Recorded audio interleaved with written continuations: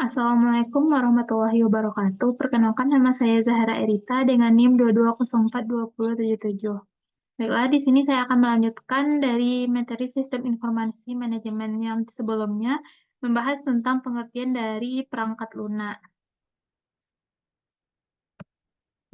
Di mana pokok bahasan pada materi ini yaitu jenis software atau perangkat lunak komputer, bahasa pemrograman, yang ketiga utility software, dan yang terakhir yaitu sistem pendukung manajemen atau MSS. Yang pertama yaitu jenis software komputer, di mana jenis software komputer terbagi dari tiga. Yang pertama yaitu sistem operasi. Sistem operasi ini berfungsi untuk mengatur perangkat keras yang terhubung ke CPU komputer sehingga membentuk suatu sistem komputer yang terintegrasi.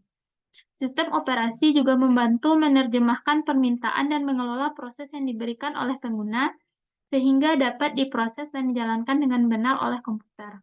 Lalu yang kedua yaitu aplikasi. Program aplikasi merupakan jenis perangkat lunak yang bertujuan untuk memenuhi tugas tertentu. Perangkat lunak ini paling dikenal dan diketahui dengan mudah. Lalu yang ketiga yaitu pemrograman, di mana bahasa pemrograman yang digunakan umumnya didukung perangkat lunak khusus. Perangkat lunak jenis ini menciptakan jenis perangkat lunak lainnya.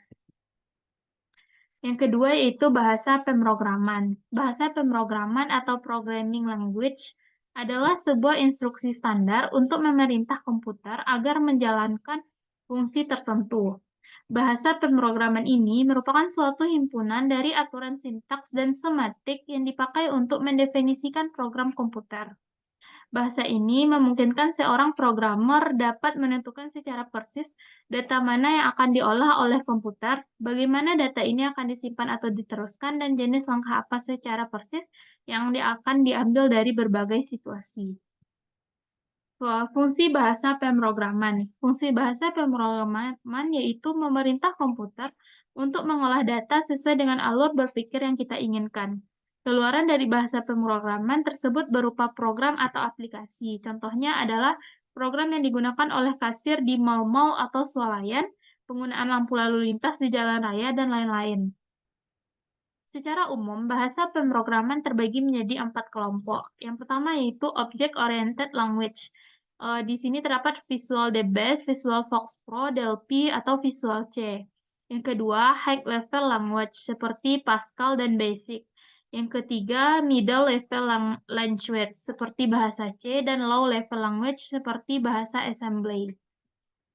Yang ketiga yaitu utility software. Utility software adalah sistem software yang membantu fungsi dari sistem komputer, yaitu hardware, sistem operasi atau software agar dapat berjalan dengan benar dan lancar.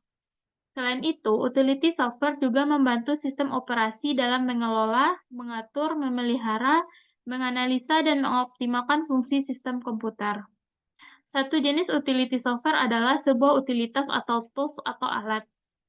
Utility software akan melakukan tugas tertentu seperti mendeteksi virus, menginstal dan menghapus, backup data, menghapus file yang tidak diinginkan, dan lain-lain. Beberapa contohnya adalah software antivirus, file management tools, compression tools, disk management tools, dan lain-lain. Yang terakhir yaitu sistem pendukung manajemen atau MSS. Manajemen Support System atau MSS adalah sistem yang digunakan dalam manajemen untuk membantu memecahkan masalah dan mengambil keputusan secara efektif dan efisien.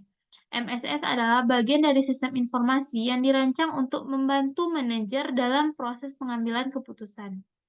Sistem ini terdiri dari beberapa komponen, yaitu database, sistem informasi, model analisis, dan antarmuka pengguna. MSS sangat penting dalam pengambilan keputusan dalam manajemen karena dapat membantu manajer memahami masalah yang dihadapi dan memberikan solusi yang terbaik.